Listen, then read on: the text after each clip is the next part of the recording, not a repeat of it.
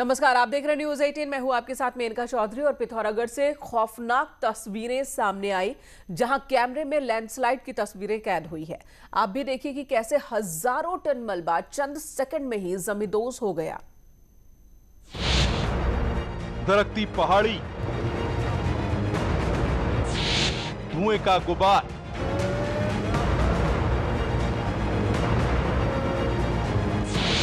खाई में गिरता मलबा,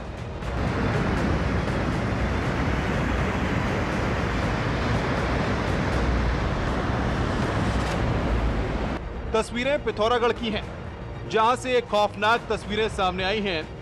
कैमरे में कैद तस्वीरों में आप देख सकते हैं कि कैसे हजारों टन मलबा चंद सेकंड में सड़क को तोड़ते हुए सैकड़ों मीटर खाई में गिरता दिख रहा है। भारत चीन सीमा को जोड़ने वाले तवाघाट लिपुलेख सड़क मार्ग पर अचानक हलचल हुई और पहाड़ी का एक हिस्सा टूटकर खाई में गिरने लगा।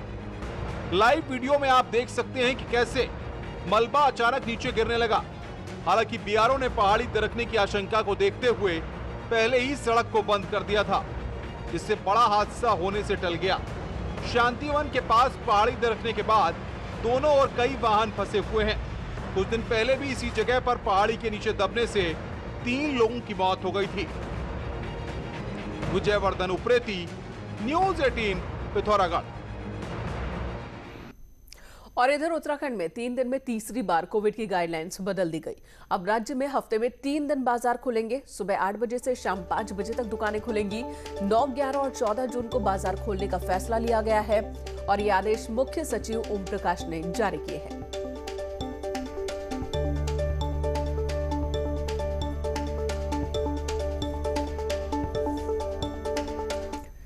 सरकार की ओर से कोविड कर्फ्यू में ढील देते हुए सभी दुकानों को सुबह 8 से शाम के 5 बजे तक खोलने की अनुमति दी गई है। कर्फ्यू में ढील के बाद हरिद्वार के बाजारों में आज कई दिनों बाद चहल पहल देखने को मिली। हर की पैड़ी और उसके आसपास के बाजारों में लोग दुकानों पर खरीदारी करते दिखे। हालांकि दुकानदारों ने सरकार से रोजाना दुकान खोलने की मांग की है। करीब 40 दिनों के बाद कोविड कर्फ्यू रहने के बाद आज सरकार ने सभी तरह की दुकानों को खोलने के लिए प्रदेश भर में छूट दी है। इस वक्त हम हरिद्वार के प्रमुख बाजार में मौजूद हैं। यहाँ पर आप देख सकते हैं कि किस तरह से यहाँ पर आज काफ़ी लंबे समय के बाद जो है बाज़ारों में थोड़ी रौनक देखने के लिए मिली है, चहल पहल देखने के लिए मिली है। हरिद्वार का जो बाज़ार है वो पूरी तरह से यात्रियों पर निर्भर है। हालांकि यात्री थोड़ी संख्या में अभी तक जो है बाज़ारों में ज़रूर पहुँच रहे थे, हरिद्वार में ज़रूर पहुँच रहे थे, लेकिन ये संख्या उतनी भी ज़्यादा नहीं है। कभी थोड़ी थोड़ी दुकानों पर, कुछ दुकानों पर देखा जा सकता है कि यहाँ पर हल्की फुल्की भीड़ भाड़ है और ग्राहक जो है वो खरीदारी करते हुए नज़र आ रहे हैं। कुछ दुकानदारों से भी जब हमने बात की तो उनका कहना है कि ये जो दुकानों में खोलने के लिए आंशिक रूप से जो ये छूट दी गई है, इसको पूरी तरह से खोल देना चाहिए। उसके बाद ही ग्राहक जो दुकानदार है उनको राहत मिल सकेगी। और क्योंकि जो हरिद्वार का जो बाज़ार है वो पूरी तरह से यात्रियों पर निर्भर है और लंबे समय से हरिद्वार में यात्री नहीं आ पा रहे हैं। ट्रेनों को, बसों को भी खोलने की जहाँ पर छूट दी जानी चाहिए। बॉर्डर्स को यहाँ पर खोलना चाहिए, क्योंकि यात्री ज़्यादा से ज़्यादा यहाँ पर पहुँचेंगे तभी हरिद्वार की जो दुकानदारों की जो आर्थिक स्थिति है, व्यवस्था है, उसको थोड़ी राहत मिल सकेगी। न्यूज़ 18 पुलकित शुक्ला, हरिद्वार। और दुकानदार एक लॉजिक ये भी दे रहे हैं कि अगर दुकानें पूरे टाइम के लिए खुलेंगी, रोज खुलेंगी, तो भीड़ कम होगी। कम वक्त के लिए जब दुकानें खुलती हैं तो भीड़ बहुत ज्यादा आती है, लोग बड़ी संख्या में आते हैं और जो संक्रमण का खतरा को बढ़ाते हैं। चंपावत में भी कर्फ्यू के ढील का असर देखने को मिला। 1 महीने से बंद कपड़े, जूते, इलेक्ट्रॉनिक्स के शॉप्स पर छोटी दुकानें खुलने से व्यापारियों को राहत मिली है। हालांकि कुछ व्यापारियों ने दुकानों को हर दिन दोपहर 2 बजे तक खोलने की इजाजत की मांग की है।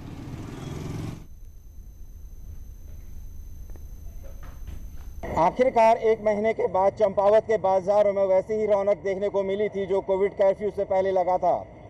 अगर मैं दिखाऊं तो यहाँ पर देखिए, छोटे दुकानदार जो 1 महीने से पूरी तरीके से बंद थे, अगर इनमें जो दुकानें थी वो बंद थी, जूते की दुकानें यहाँ पर खुली हैं, इलेक्ट्रिकल्स की जो शॉप हैं वो खुली हैं और इस तरीके से बाजार में आज रौनक देखने को मिली है। हालांकि व्यापारियों का कहना है कि अब इस कोविड कर्फ्यू के दौरान थोड़ी ढील और दी जाए। जो सप्ताह में दुकानें कम खोलने का समय दिया जा रहा है उसको समय बढ़ाया जाए। कमलेश भट्ट, न्यूज़ 18, चंपावत। वहीं कोविड कर्फ्यू में 9, 11 और 14 जून को बाजार खुलने के साथ ही आज से शराब की दुकानें भी खुल गई हैं। सुबह 8 बजे शराब की दुकानें खुलने का टाइम था, लेकिन इससे पहले ही 6 बजे से ही दुकानों के बाहर शराब शौकीनों की लंबी लाइनें देखी गई। तो देखिए कैसे अपनी बारी का इंतजार कर रहे हैं लोग, दुकान खुलने का इंतजार कर रहे हैं और सुबह से ही लोग पहुंच गए शराब की दुकानों पर। उत्तराखंड में कोविड कर्फ्यू के साथ साथ वाइन शॉप को भी बंद किया गया था। पिछले 1.5 महीने से वाइन शॉप पूरी तरह से कम्प्लीटली बंद थी और इसके चलते जो शराब के शौकीन हैं उनको भारी दिक्कतों का सामना करना पड़ रहा था, क्योंकि आप देख सकते हैं ये नज़ारा वाइन शॉप के बाहर।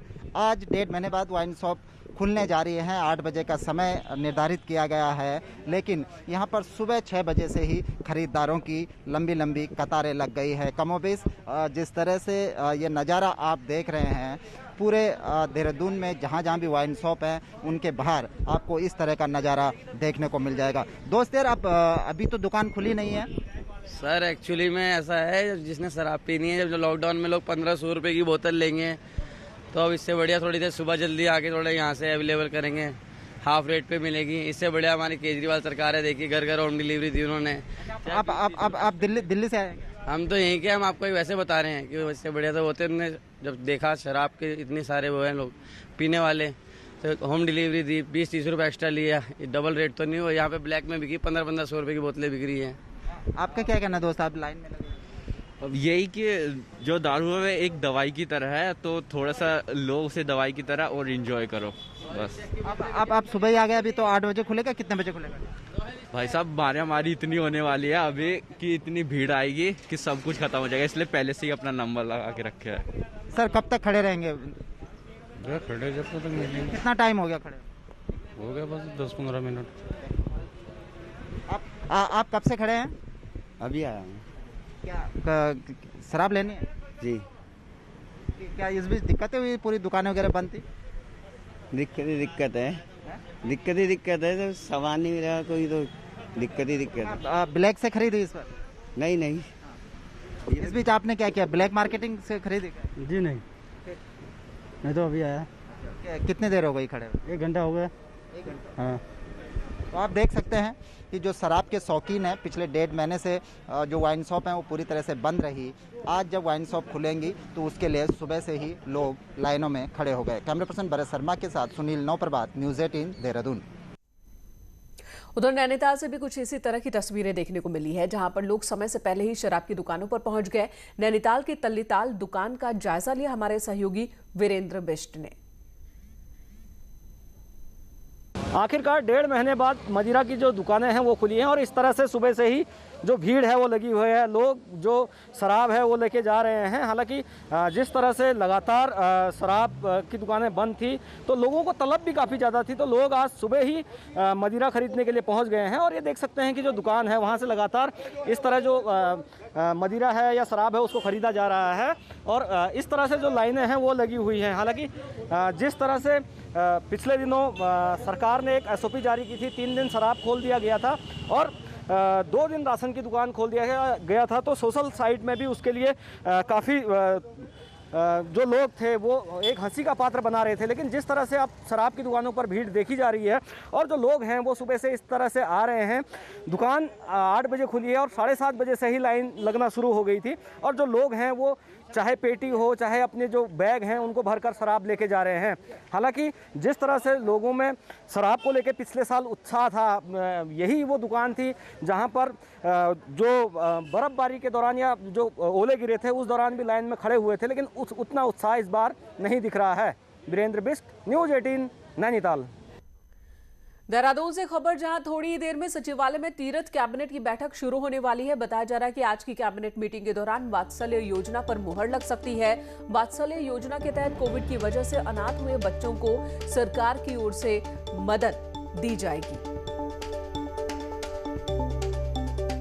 देहरादून से एक और बड़ी खबर, जहां पर राज्य के टीचर्स से सीएम तीरथ सिंह रावत वर्चुअल संवाद कर रहे हैं। कार्यक्रम में शिक्षा मंत्री अरविंद पांडे भी मौजूद हैं। आपको बता दें, नीति आयोग की रैंकिंग में उत्तराखंड को 4था नंबर मिला है।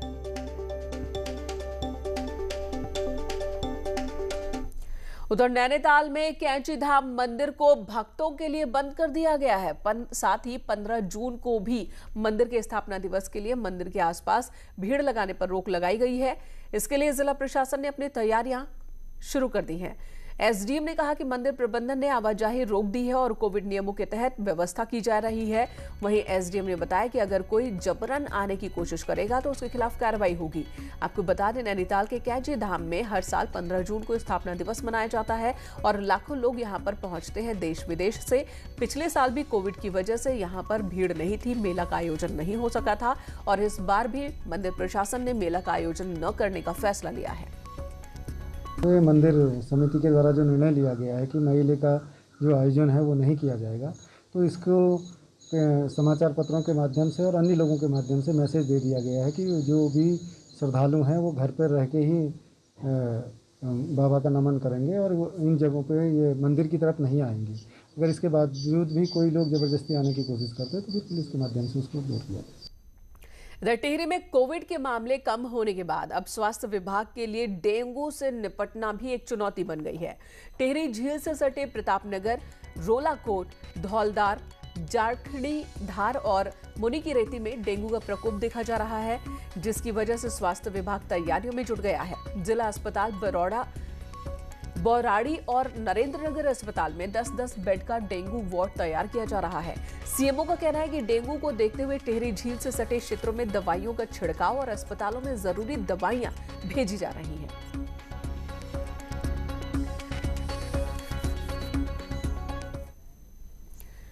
कोटद्वार से खबर, जहां पर झंडी चौड़ में बाढ़ से खतरे का हवाला देते हुए लोगों ने तेली स्रोत गदेरे में चैनलाइजेशन का विरोध शुरू कर दिया।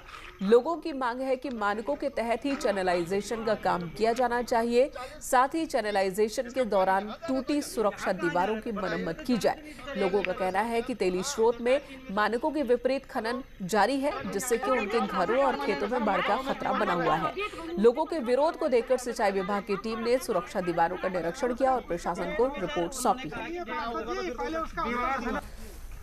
साफ शब्दों में कहना चाहता हूं कि यहाँ मानक के विपरीत काम है तो हम कोविड-19 का पालन करते हुए कल से यहाँ पर धरना प्रदर्शन करेंगे और उसके बाद हमें आमरण अनशन पर बैठने को मजबूर होना पड़ेगा। इसमें यह है कि फिलहाल तो हमने ये देखा है कि जो आवश्यकता से अधिक जितनी 1.5 मीटर की जो मानक है उससे थोड़ी ज़्यादा खोदी हुई है उन्होंने, उसकी सूचना आज ही हमारे द्वारा जो है पत्र लिख करके एसडीएम महोदय को बता दी जाएगी। आगे की प्रक्रिया उनके द्वारा होनी है। इधर उत्तराखंड कांग्रेस जल्द ही चुनाव को लेकर अपना रोड मैप तैयार करेगी, जिसमें हर नेता की भूमिका तय की जाएगी। प्रदेश अध्यक्ष ने साफ कर दिया है कि सब एक साथ हैं, फिर चाहे हरीश रावत ही क्यों ना हो।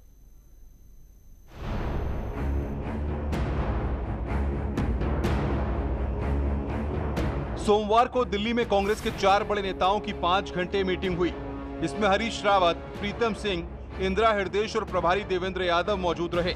प्रीतम सिंह का कहना है कि चर्चा चुनावी रोड मैप पर हुई और अगली मीटिंग दिल्ली में 12 जून को होगी। प्रभारी जी ने कहा कि हम पूरा एक रोड मैप बनाना चाहते हैं, तो मैंने कहा कि मैं 12 तारीख से पहले नहीं आ पाऊंगा, 12 को फिर जाऊंगा, फिर प्रभारी जी के साथ बैठेंगे।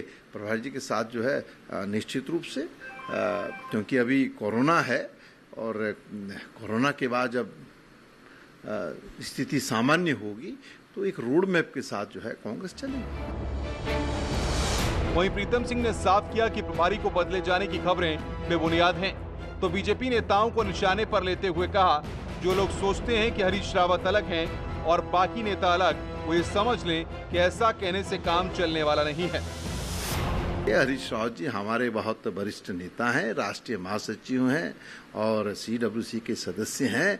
हम सब लोग मिलकर के जो है जो सरकार चल रही है, सरकार की जो कार्य प्रणाली है उसको आम जन के बीच में लाएंगे और 2022 में प्रचंड बहुमत के साथ कांग्रेस की सरकार इस सूबे में बनाते हुए सोनिया जी और राहुल जी के हाथों को मजबूत करने का काम करेंगे। जैसे जैसे चुनाव नजदीक आ रहा है, कांग्रेस में कोऑर्डिनेशन की कोशिश तेज हो गई है और दिल्ली में हरीश, प्रीतम और इंदिरा के पहले एक साथ बैठने और फिर रोड मैप पर चर्चा करने को उसी कोशिश के तौर पर देखा जा रहा है। दीपांकर भट्ट, न्यूज़ 18, देहरादून। यहाँ एक ब्रेक के लिए रुकेंगे, तुरंत लौटते हैं, आप बने रहें हमारे साथ।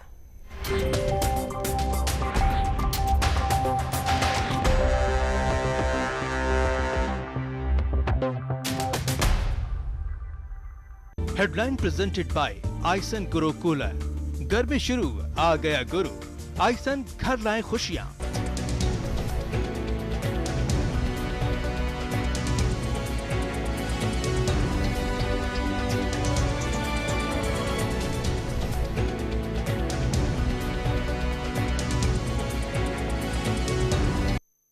हेडलाइन प्रेजेंटेड बाय आइसन गुरु कूलर। गर्मी शुरू, आ गया गुरु। आइसन घर लाए खुशियाँ। मुद्दा भटका दिया जाए तो शोर बन जाता है। ये बीजेपी की फर्जी वैक्सीन नहीं है ना, ये मान लिया आपने। मुद्दा सलीके से उठाया जाए तो सवाल बन जाता है। पहले टीके को लेकर के डाउट पैदा किया, कहा कि पीएम लगवाओ, अब वो लगवा रहे हैं तो फिर उस पर सवाल उठा रहे हो। ये कैसी राजनीति कर रहे हो? सबसे बड़े सवाल, सबसे बड़ी बहस, महाबहस देखिए सिर्फ न्यूज़ 18 उत्तर प्रदेश उत्तराखंड पर। घरों से शहरों तक की हर पल की हर खबर न्यूज़ 18 के रिपोर्टर पहुंचाते हैं आप तक, ताकि कोरोना के साथ उसके वैक्सीनेशन की भी मिले आपको फास्ट अपडेट। देखिए यूपी एक्सप्रेस 100 सिर्फ न्यूज़ 18 उत्तर प्रदेश उत्तराखंड पर।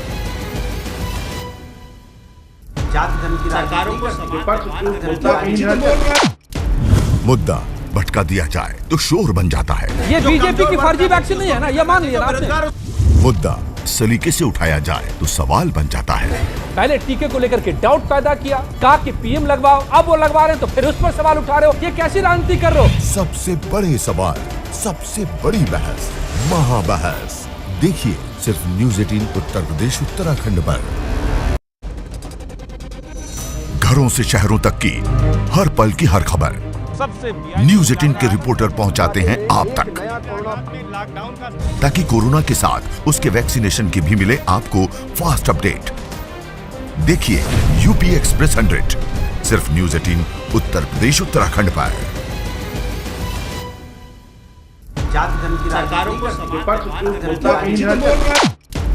मुद्दा भटका दिया जाए तो शोर बन जाता है। ये बीजेपी की फर्जी वैक्सीन नहीं है ना, ये मान लिया आपने। मुद्दा सलीके से उठाया जाए तो सवाल बन जाता है।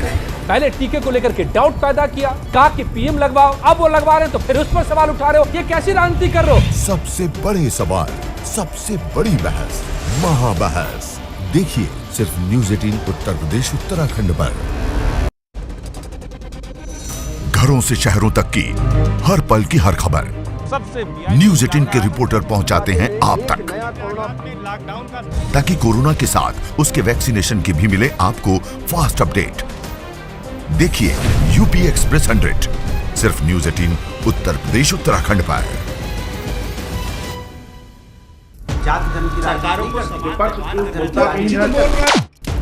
मुद्दा भटका दिया जाए तो शोर बन जाता है। ये बीजेपी की फर्जी वैक्सीन नहीं है ना, ये मान लिया आपने। मुद्दा सलीके से उठाया जाए तो सवाल बन जाता है। पहले टीके को लेकर के डाउट पैदा किया, कहा कि पीएम लगवाओ, अब वो लगवा रहे हैं तो फिर उस पर सवाल उठा रहे हो। ये कैसी राजनीति कर रहे हो? सबसे बड़े सवाल, सबसे बड़ी बहस, महाबहस देखिए सिर्फ न्यूज़ 18 उत्तर प्रदेश उत्तराखंड पर। घरों से शहरों तक की हर पल की हर खबर न्यूज़ 18 के रिपोर्टर पहुंचाते हैं आप तक, ताकि कोरोना के साथ उसके वैक्सीनेशन की भी मिले आपको फास्ट अपडेट। देखिए यूपी एक्सप्रेस 100 सिर्फ न्यूज़ 18 उत्तर प्रदेश उत्तराखंड पर।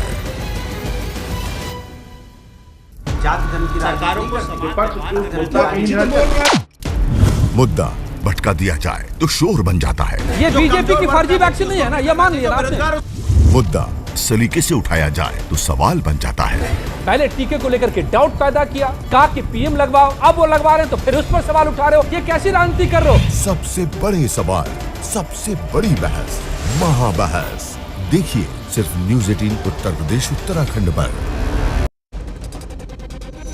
घरों से शहरों तक की हर पल की हर खबर न्यूज़ 18 के रिपोर्टर पहुंचाते हैं आप तक, ताकि कोरोना के साथ उसके वैक्सीनेशन की भी मिले आपको फास्ट अपडेट।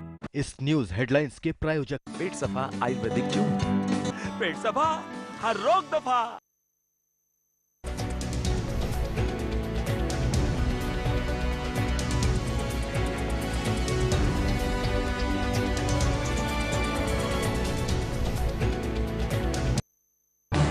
इस न्यूज़ हेडलाइंस के प्रायोजक पेट सफा आयुर्वेदिक जूस, पेट सफा हर रोग दफा।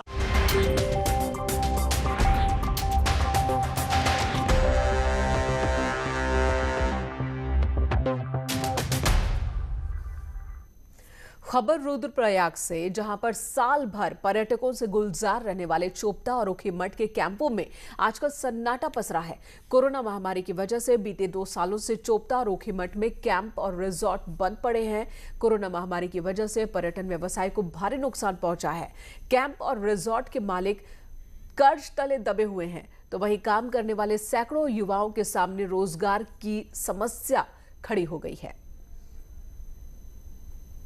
पर्यटन वाला क्षेत्र है हमारा ये वाला, लेकिन लॉकडाउन या कोरोना काल जब से आया है तब से जो है पर्यटन का क्षेत्र बिल्कुल यहाँ पर जो है शून्य हो गया है। और हम लोग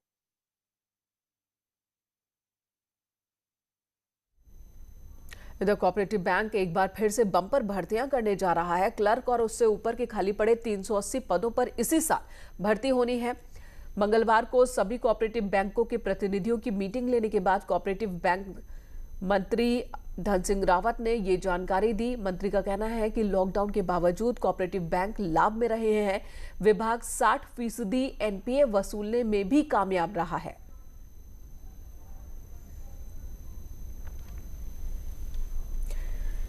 कोरोना के बीच सरकार ने लोगों को छोटे छोटे काम धंधों से स्वरोजगार देने का प्लान बनाया, जिसके लिए कुछ समय पहले मुख्यमंत्री स्वरोजगार योजना की शुरुआत की गई थी। अब इंटरव्यू शुरू हो चुके हैं जो ऑनलाइन हो रहे हैं। नैनीताल जिले में पहले राउंड में 100 से ज्यादा लोगों ने इस स्कीम के लिए अप्लाई किया है। मुख्यमंत्री स्वरोजगार योजना के तहत जनरल स्टोर से लेकर आटा चक्की, फर्नीचर, गोट फार्मिंग तक के लिए सब्सिडी वाले लोन दिए जा रहे हैं। भागी हैं इसमें मुख्यमंत्री स्वरोजगार योजना का, जो कि हमें लक्ष्य अभी हाल ही में प्राप्त हुआ है 250 का, और इसका आज ये इस फाइनेंशियल ईयर का पहला इंटरव्यू है, जिसमें हमारा गोट फार्मिंग, मशरूम उत्पादन, डिपार्टमेंटल स्टोर और हमारा साइबर कैफे, इसके लिए लोगों ने अप्लाई किया है। और दिल्ली से बड़ी खबर, दिल्ली दौरे पर है पूर्व सीएम त्रिवेंद्र सिंह रावत। त्रिवेंद्र सिंह रावत ने रक्षा मंत्री राजनाथ सिंह से मुलाकात की। दोनों के बीच करीब 25 मिनट तक बातचीत चली है। जेपी नड्डा से भी त्रिवेंद्र रावत मुलाकात करेंगे। बीजेपी अध्यक्ष से 12 बजे उनके आवास पर मुलाकात होनी है।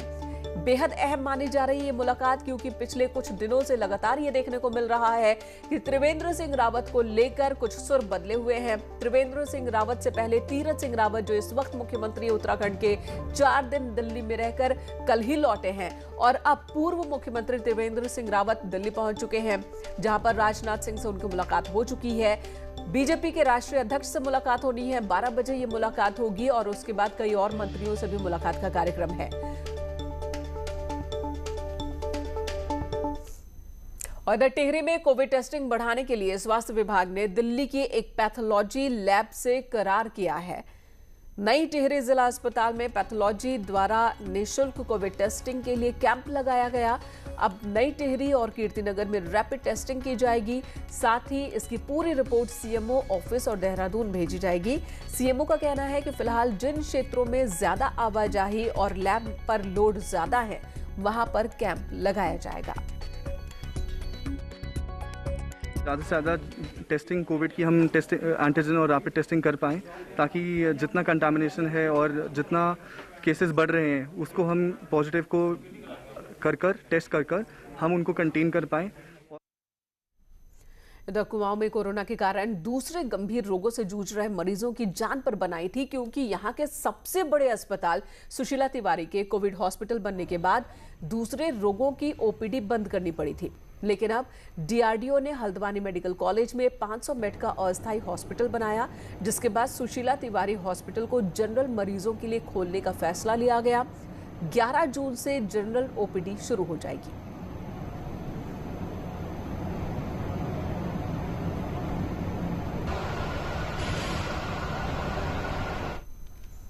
हो जाएंगे।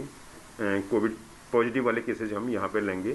बाकी जो है आम जनता के लिए, क्योंकि ये पिछले 40-45 दिन से जो है लगभग 1.5 महीने से हमारा हॉस्पिटल कोविड का ही था, तो बाकी और पेशेंट के लिए सभी के लिए दिक्कत हो रही थी। उसी को ध्यान में रखते हुए हम लोग जो है 11 तारीख से रुकेंगे एक छोटे से ब्रेक के लिए। खबरों का सिलसिला